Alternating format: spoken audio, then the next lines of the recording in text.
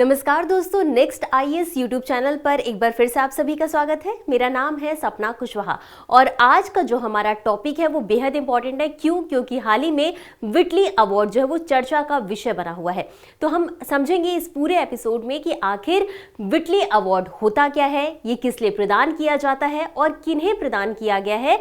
इन सारी चीजों को हम एक एक करके समझने का प्रयास करेंगे और इसी के साथ ये पूरा टॉपिक जीएस पेपर 3 एनवायरमेंट से जुड़ा है, साथ ही साथ अवार्ड टॉपिक से भी ये जुड़ा हुआ है। इसी क्रम में आगे बढ़ते हुए समझ लेंगे हालिया घटनाक्रम के बारे में। तो जैसा कि हमने आपको बताया कि हाल ही में विटली अवार्ड 2026 प्रदान किया गया है, जिसमें कि 2 भारतीय संरक्षणवादियों को ये पुरस्कार मिला है। अब इसमें शामिल कौन कौन है, यानी कि किन्हें किन्हें ये पुरस्कार मिला है।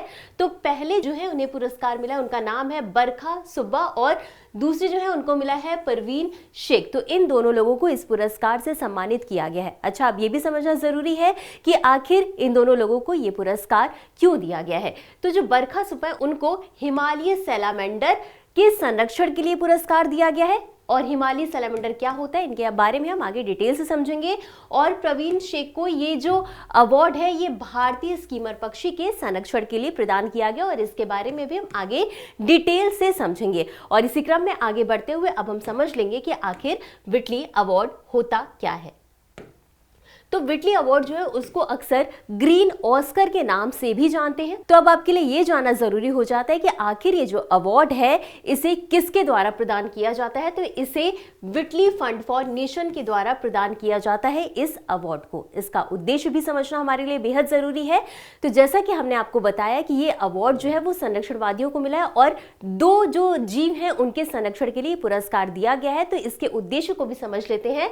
तो ग्लोबल साउथ में ग्रास रूट्स कंजर्वेशन लीडर्स को सम्मानित करना इसका उद्देश्य है, यानी कि ग्लोबल साउथ में जो लीडर जमीनी स्तर पर इन पक्षियों के लिए, इन जीव जंतुओं के लिए संरक्षण का काम कर रहे हैं उनको सम्मानित करना है।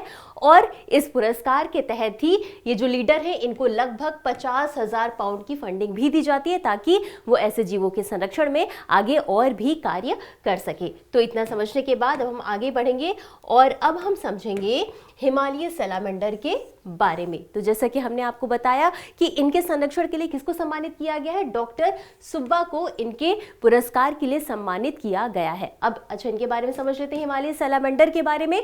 तो ये एक उभयचर प्रजाति होती है और आप देखेंगे ये बिल्कुल छिपकली की ही तरह दिखने में होती है, लेकिन इनके ऊपर जो है वो शल्क नहीं पाए जाते हैं। अब वितरण की बात कर लेते हैं। तो ये भारत में दार्जिलिंग क्षेत्र में पाए जाते हैं, नेपाल में पाए जाते हैं और भूटान में भी पाए जाते हैं। याद रखिएगा, नेपाल और भूटान में ये स्थानिक प्रजाति हैं। अब इनकी विशेषताओं की बात कर लेते हैं, शारीरिक विशेषताओं की। तो इनका शरीर जो है वो 17 सेंटीमीटर लंबा होता है और इनका जीवन काल जो होता है वो 11 वर्ष लगभग होता है। अच्छा, इनके लिए एक शब्द प्रयोग किया जाता है, फिलोपेट्री। तो इसका अर्थ क्या होता है, तो ये प्रजनन के दौरान अपने जन्म स्थान पर, जन्म स्थल पर वापस लौटते हैं और इस पूरी प्रक्रिया को ही कहा जाता है फिलोपेट्री। क्यों वापस आते हैं, क्योंकि ये पर्यावरण के प्रति काफी संवेदनशील होते हैं। और इनका सांस्कृतिक महत्व भी है। कहा जाता है कि इनके जो प्रजनन स्थल हैं वो देवी देवताओं और उनके अनुष्ठान से जुड़े होते हैं, इसलिए इनका सांस्कृतिक महत्व भी है।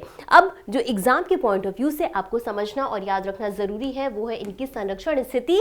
तो IUCN में इसे वल्नरेबल श्रेणी में रखा गया है। तो ये तो हमने समझ लिया हिमालय सैलामेंडर के बारे में। अब आगे बढ़ेंगे और दूसरी प्रजाति के बारे में भी समझ लेंगे जिसका नाम है भारतीय स्कीमर।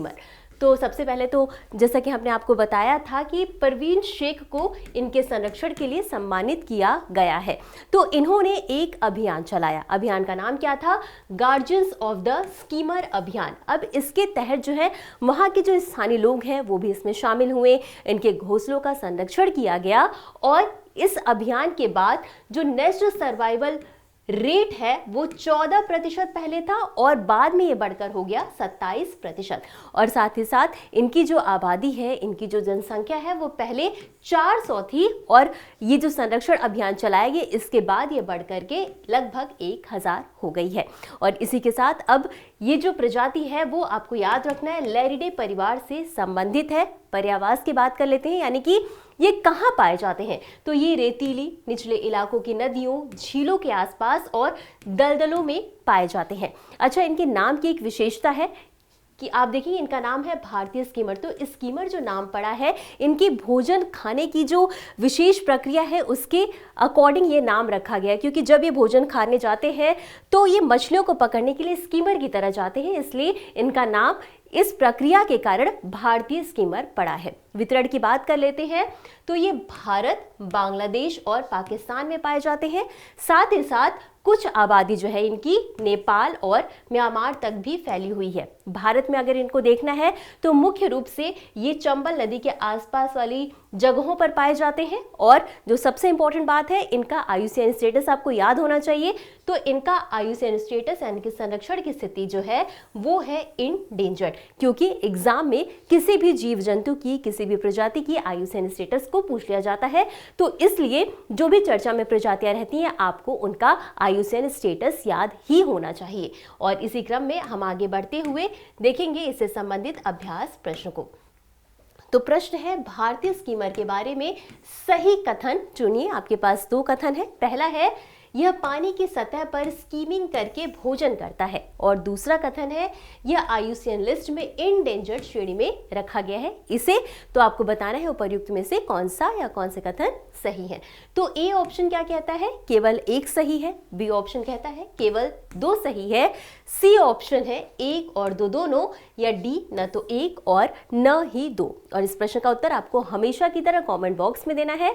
तो आज के लिए बस इतना ही। मिलते हैं अगले एपिसोड में इसी तरह कुछ अहम और जरूरी खबरों के साथ। तब तक के लिए धन्यवाद।